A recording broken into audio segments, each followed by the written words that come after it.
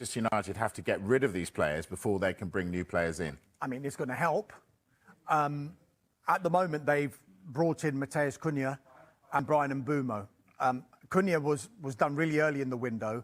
Then the focus was purely on Bryan Mbeumo, regardless of any other players that they were interested in.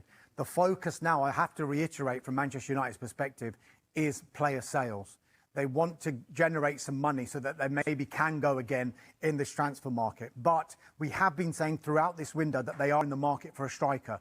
They are in the market for a number 9, and that's regardless of what happens with Rasmus Højlund, because there has been a bit of talk about Italian clubs interested in Rasmus Højlund. But whether he stays or goes, I think Manchester United would want to strengthen in that position. We've been told that initial talks have taken place with Aston Villa over Olie Watkins, but that's been met with a not for sale from Aston Villa. But could Alejandro Garnacho be key in any possible deal for Olie Watkins? Because Aston Villa are interested in Alejandro Garnacho as well. They've also explored the conditions of a deal, not only for Olie Watkins, but for Victor Gyökeres, who we'll come to later, who's going somewhere else. We clearly know about that.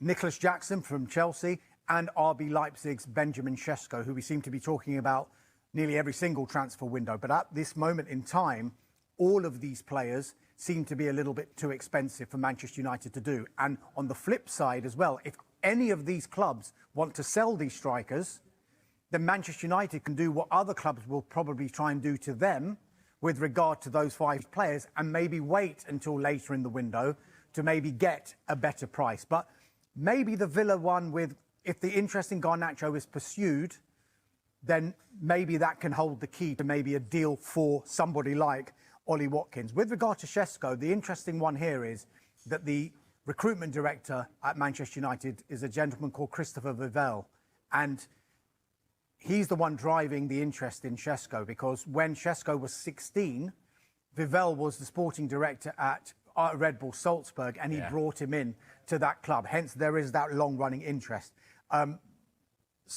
But if you look at what United have done so far in this window, I mentioned Cunha and I mentioned Mbeumo. What they do have in common is that they've got Premier League experience. Now, I just wonder whether Manchester United have looked back in the last few transfer windows and thought, when we've gone abroad for the likes of Højlund, Xerxes, Antony, hasn't worked.